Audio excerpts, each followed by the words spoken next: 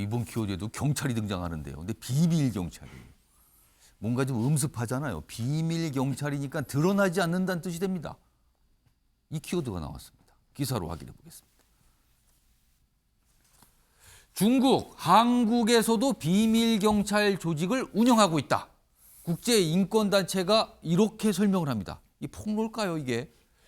53개 국가에서 100곳 이상 설치를 하고 있다, 지금. 우리나라도 있다는 거예요. 그러자 정부는 국내 실태 파악에 나섰다. 이 얘기가 뭐 한 일주일 전부터 좀 나왔어요. 근데 국제 인권 단체가 이거를 제대로 설명을 한 겁니다. 이거 문제 있다. 한국에도 있다. 이겁니다. 자, 그럼요. 이와 관련해서요. 외교부 대변인의 설명이 있습니다. 들어보시죠. 국제인권단체가 비밀경찰서 한국에 한 개소 운영하고 있다는 보도가 있었는데요. 그 관련해서 범정부 조사 들어갔다고 했는데 외교부 차원에서 특별히 언급할 내용이 없습니다. 다만 그 외국 기관 등의 국내 활동과 관련해서는 우리 국내 및 국제 규범에 기초해서 이루어질 수 있도록 관계국 여러 나라들과 소통하고 있습니다. 자, 기사 하나 더 있습니다.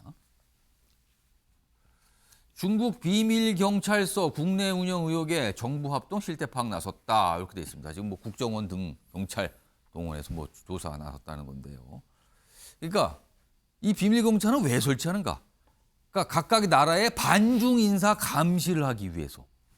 근데 이제 중국 대사관 쪽 설명이에요. 이제 언론이 이거 어떻게 된 겁니까라는 요청 문의에 이렇게 얘기를 했대요. 아니, 대사관에 공안은 파견된 건 맞는데요. 비밀 경찰서 이런 거 없습니다라는 설명이 있습니다. 근데 이제 지금 전 세계적으로 보면 중국이 그렇게 신뢰를 받지는 못하고 있잖아요. 어떤 상황에 대해서. 그래서 약간 의혹처럼 등장했습니다. 이종우 평론가. 이거 진짜 심각한 건데요, 이거는? 심각하죠. 경찰권에 대해서는 일종의 국가 주권과 관련된 문제죠. 그렇죠. 그러니까 만약에 중국이 한국을 배제하고 한국 몰래 비밀 경찰 조직을 우리나라에서 운영했다면 예. 이건 명백한 주권 침해예요.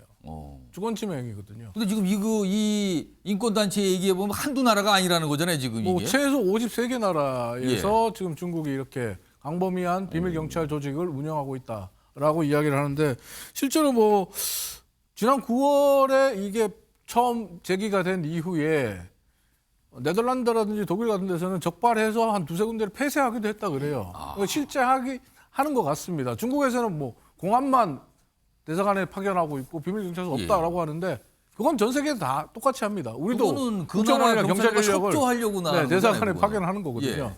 근데 비밀 경찰서 문제는 전 세계 유례가 없는 거예요. 이건 중국 정부가 전 세계 53개 나라의 주권을 침해하겠다는 거거든요. 어떻게 보면 본인들은 반중 인사, 반 시진핑 인사를 뭐 활동을 막고 저지하기 위해서 정보 동향을 파악하기 위해서 운영한다라고 볼 수 있겠지만 그 자체가 이미 다른 나라의 주권을 침해하는 거기 때문에 이게 심각한 문제고 중국의 이런 뭐 부인은 너무나 당연하다라고 볼 수 있습니다. 예.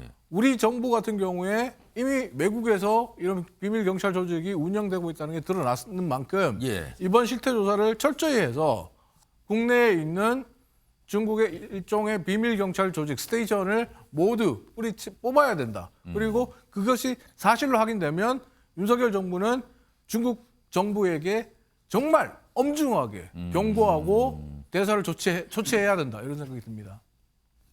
윤영권 대표님, 우리 정보기관은 알고 있지 않을까요? 만약에 이런 게 있다면은? 그러니까 저는 이제 실태 조사할 때가 아닙니다. 중국 대사 불러와가지고 헛소리 많이 하잖아요. 오만한 소리. 설명하라고 해야 되나? 너 똑바로 얘기해. 뭡니까? 이렇게 얘기해줘. 다른 나라도 다 그랬잖아요. 근데 이제서 실태 조사예요?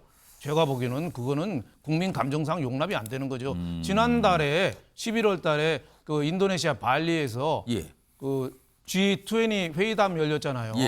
근데 캐나다 총리랑 시진핑 주석이 거기서 삿대질하면서 얼굴 붉혔어요. 아, 그렇죠. 왜 얘기한 걸 어디다 공개했나 뭐 이런 거죠. 기억나시죠? 그때 왜 그랬어요? 캐나다 신문에 한 그 시진핑하고 캐나다 트루도 총리하고 만났는데 거기서 왜 캐나다 선거에 너희들 개입하냐? 왜 캐나다에 비밀 경찰을 운영하냐? 그거 해명해 그랬거든요. 시진핑이 아무 말 못했잖아요. 근데 캐나다 신문에 그 항의했다는 게 신문에 났어요. 그 내용이 보도가 된 거군요. 그렇죠. 시진핑이 우리끼리 얘기한 거를 왜 신문에 나게 해? 그러니까 독재자니까 신문에 난 걸 이해를 못하는 거 아니에요.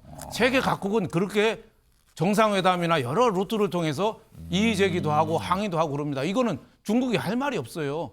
비인 협약 위반입니다. 예. 영사 뭐 우리에서 뭐 하나 제 중국 교포들 한국의 유학생들 영사 업무 구해서 한다는데 그 영사관이 있잖아요. 그거는 그 비인 협약 위반이에요. 그 중국이 지금 엄연하게 잘못하고 있거든요. 그럼 지금 공식적으로 좀 항의하고 한국에 또 공자 학원이라고 또 많아요. 그런 것도 많이 활동하고 있거든요. 예. 한국 대학 내에서 우리 중국인들끼리도 활동하지만 예. 우리나라에서 유력 인사들의 중국에 대한 태도나 이런 것도 여론 조사해서 분석하고 또 직접적으로 압력도 넣고 이런 거 하거든요. 그래서 이런 거에 대한 시급한 조치, 그거는 중국이 지금 우리나라를 우습게 보고 한한령 하는 거는 한국은 누르니까 되네, 저 나라는 밀리니까 밀리네 이거거든요.